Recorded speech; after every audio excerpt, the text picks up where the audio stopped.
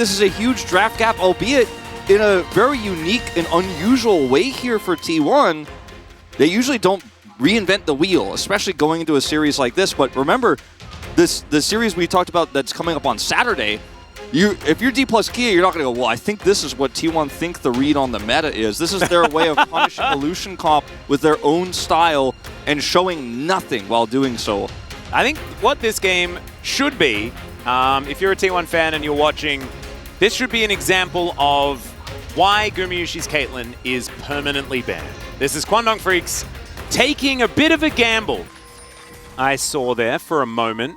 I believe Taeyun and Dudu both doing it. Youngjae deciding not to, stepping away. Definitely one of the more popular Sejuani skins. What was that about, Youngjae? Very sad about it. Ooh, that's a bit of damage. Yeah, just a little bit. Moham, can he find it? He's not even going to try. I don't blame him. I love the Ghost Victor here with first strike. That's just how this is going to go. Faker locks in the Ghost as well. That is not Unsealed Spellbook. It is a Victor with Ghost, and he needs the speed. He's under so many threats in this game. So will Taeyun be. But even in the laning phase... Oh, what? This is so much pressure early. Just making they are going to be able to walk around this ward as well. Just making sure nothing goes wrong here early for T1, while also threatening the weaker parts of the draft here for Kwangdong. Oh, Blast Cone is going to be broken there as Owner is going to start on the enemy blue buff.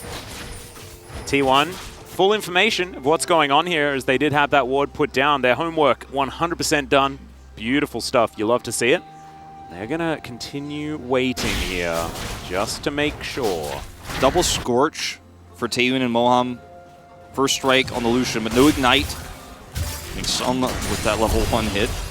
All right, well, Gumayusi and Keria doing some battle as they assert their dominance, and this is what we were talking about. He's played it 6 times to get the Electrocute proc, and the Sejuani is bullied away from this area. They were setting up for some sort of dive, though, and the main thing is that Youngjae gets down here to protect his bottom lane. The Faker has the inside track, and he's looking to make his way over. Oh, that's a lot of value with that volley as well, as now T1 bearing down on this turret. Faker's going to move in. Ghost already in hand. Arctic Assault is good, as there it is. He bonks their heads together. Can he get the kill, though? Is the question. The answer is yes. Owner's going to lock that one down. It's another kill to go over to T1. They'll lose the Elise, but this lane is 100% done. It's over. This game may be 100% done, Atlas, and this was such a clean dive setup here, too. It's Electrocute on the Elise. They find Youngjae, chip him down a little bit here. He's level 3. They know that Bulldog does not have teleport because he had to opt into the Ghost into this matchup, so he cannot actually come down here to assist. Faker leaves, and the moment you start commenting that the dive is coming, they're creeping up. If you guys look at the minimap at that moment, you see Ghost can just back out, doesn't need to flash. Knows Faker doesn't have 6 because he spent so much time out of lane. He has the level 6 advantage and doesn't die there or have to expend his flash. Ooh, okay, well, he is going to come back down here towards this bottom side. Level 5 for Faker, so doesn't have the showstopper available, but he's going to break a couple of faces, and Taeyun taking so much damage. Youngjae, the first one to go down. Taeyun's dead again, and T1 are just wiping out this bottom lane. There is nothing they can do. Moham! Oh, Moham! He's just dead. Gumayusi's going to pick that one up. Another plate comes in. 3 kills at 7. Bulldog is PvE. Like I said, like before, he can't do anything. No. He lost his Ghost. He's zoned out. Faker's not killing minions. He's killing champions. That's why I was so sad about Moham. There's literally nothing he could do. Nothing he could do. Nice dash there. Doesn't run into the trap. This turret is likely to be dead, though. 1033. Wow. That's every plate. 102 CS. Zeus is going to get... Can he get every plate top? I think he can. I think he possibly can, as the arrow is going to sail into the mid lane. How's your riposte? Oh, Jonas Strong, I love it. I love your work, as the riposte doesn't come in. The Ventral Maelstrom, that's not the ability. It's Slicing Maelstrom, and he's going to pick up the kill. I think Keria gets it again. Another POG for Keria. What do you reckon? I mean, this just cannot be happening. This cannot be. I cannot believe this is happening. Like, this is actually a televised, official game that is happening. Oh, and there's a Cloud Soul. It could be worse. I mean, this is actually a humiliation right now. And I don't like to use that word in my commentary, but it feels like T1 have come here to have fun and to obliterate their opponents very quickly and make sure nobody is smiling when we are heading into the draft for Game 2. And I think it does come down to the draft, though. Mike, what is... That's gross. Okay, that is a very large amount of gold. Before 12 minutes. Yeah. The plates are still up. Oh, wait. It was. The plates. Oh. It's worse. It got worse. It's better for Kwangdong Freaks. Yeah, there we go. In the slightest and smallest emergency, you know? Yep. All right, Bulldog. Let's see whether he can do battle with Zeus here. Does have his shield bow completed. Going to be Rage Blade next. What you'll notice, Atlas's favorite champions are generally ones that can build Rage Blade because they just love the item. Yes. Thematically, very, very fun.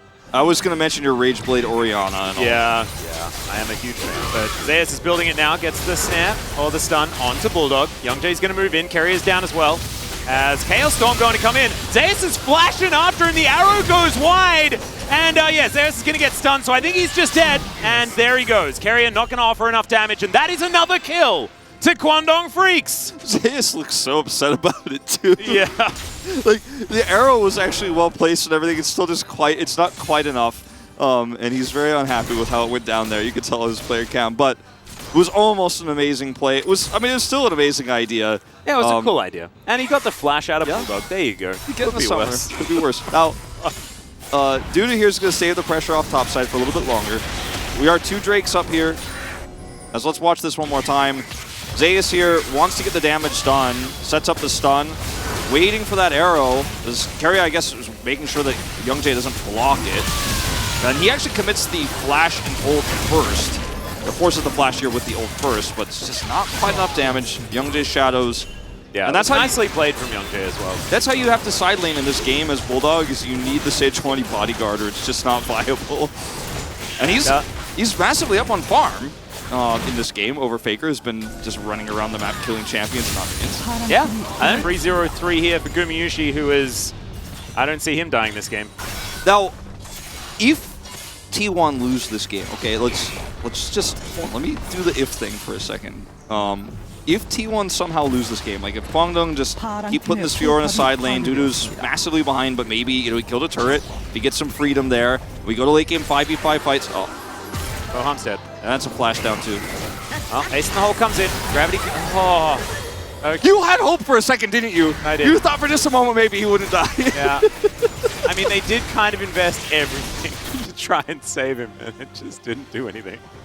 But how much catharsis? Like, if Kwangdong somehow pull off the miracle, this might... Cannon pushing her out. He's just going to catch the bottom wave. They're just going to start Baron. He's going to TP in for safety. Yep. Carrier can keep Youngjae out of here for a while. He has Arctic Assault available to get over. Cocoon will connect there as FAKER breaks his face, and he just wants to pull Youngjae out. The Baron is going to go. FAKER can tank for about 16 years. Zeus might be the sacrificial cannon here for a moment, but he's not. He'll be fine, as Ona almost finds that Cocoon. That was very close to being beautiful. That was a 3v4 fight too. Yeah. Bulldog coming over. And I like how he's playing this Victor, you know? He's not getting intimidated. Victor is, or rather, case on the 0.001% chance we could come back in this game. It's going to be me. Level 14 now. Yushi coming over, volleys being thrown out. Cloud Soul on the table for T1. Some denial. Kwangdong Freeks, some respite, perhaps. FAKER spotted on the flank. Got to be so careful about Zeus here when he has ult, but they know he does not. He doesn't have flash either. Taeyeon got hit by a volatile Spiderling that did half of his health bar. Owner is pretty strong as well. Arrow's going to connect. The chain CC, just massive, and Bulldog is 100% the target that T1 are going to be looking for. Is now FAKER. He smells blood in the water. Showstopper as Moham. Oh, no, poor Moham. Why choose Moham? It's not fair, Wolf. June is very thankful he was not starting today now, because I don't know, it doesn't matter if it's actually a clone of Carrier on the other side. I don't know if the impact can be made to save this game with this draft and the way that T1 has played this so beautifully early. And the forced ghost on the Bulldog, I think, is one of the biggest problems here for Kwangdong, because if he could teleport bottom and help defend that dive, maybe this game looks a little bit different, but he can't. He's running Ghost, and he can't chase Faker either. He'll lose out at the early game exchange there. If he tries to follow the set over, he just dies faster, and then the dive is even stronger. Ooh, Dudu on the flank. There's the Glacial Prison. Carry is real dead. I like that. Baby steps. Setting it up, capitalizing on maybe some overextension T1's side. As what was that? Okay, well, Peacemaker is not doing a whole lot of its namesake right now. Gumishi is also sitting on about $1 trillion gold, I think. Yeah, he's about to finish his Ravenous. I haven't seen these items change in quite some time. Yeah, he's gonna buy Ravenous very soon, I think. He just wants to get as much done off of this this current life before he backs inhibitor down. Does Gumishi go back and finish Lord Doms, or does he just buy an Infinity Edge outright? That's what I'm wondering. It's a good question. Where my brain's at. Titanic Hydra completed here for Zeus. I think he might just buy IE. Because, I mean, he just wants the little bit of armor pen for the same thing we were talking about last game. Yeah, I'd prefer IE. This chain CC was just beautifully done. Guma is like, I gotta hold this Drake aggro, I'm just chasing him down, and I don't want him to go run away too early because Faker's flanking.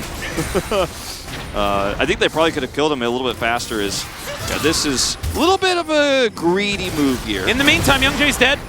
Oh, no, not quite. I take it all back. Arrow piercing the side of the map. Zeus diving forward on top of Bulldog. We've been here before. Zeus throws down a preemptive slicing Maelstrom and stuns up Bulldog as he's making his way out. Faker, he's jogging towards this top side. Bulldog is his target, as we can see. He's hurting the members of Kwangdong FREECS right now as he picks up Dudu. Facebreaker is going to collect Bulldog. Faker doesn't get both of them, which is, I think, what he was going for there. He'll have to settle with just the one kill. Titanic Hydra, not Ravenous Hydra for Zeus. Yeah. Just... And Lord Dom's complete for which is a bit sad. Oh, thought it might be just right. He might have had a little bit, like he might have been just a few hundred gold off. Yeah, might have been that. He's earned 11.6 thousand this game though. That's 3,000 ahead of his opponent. That is. That's quite a large number. We did crest the turret. He's gone down. Yeah.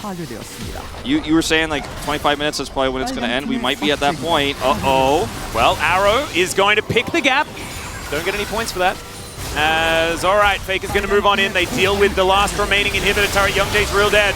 As Dudu, oh my, what the heck? Gumayushi flies forward with his Gale Force and just eradicates Kwangdong FREECS from the map. This Nexus turret not going to be long for the world. Facebreaker gets flashed, but Bulldog not going to be so lucky. Moham, a couple more autos, and he's going to be dead, but he at least gets to the relative safety of his fountain. T1 are done with this game. This has been utter domination from start to finish, and T1 will put Kwangdong FREECS out of their misery. Thought you were going to say, this has been Atlas and Wolf, I'm retiring now. It's been 6.5 good years, but this is enough for me. I have to POG vote, and I'm tempted to vote for Guma because the game was defined by the Caitlyn pick,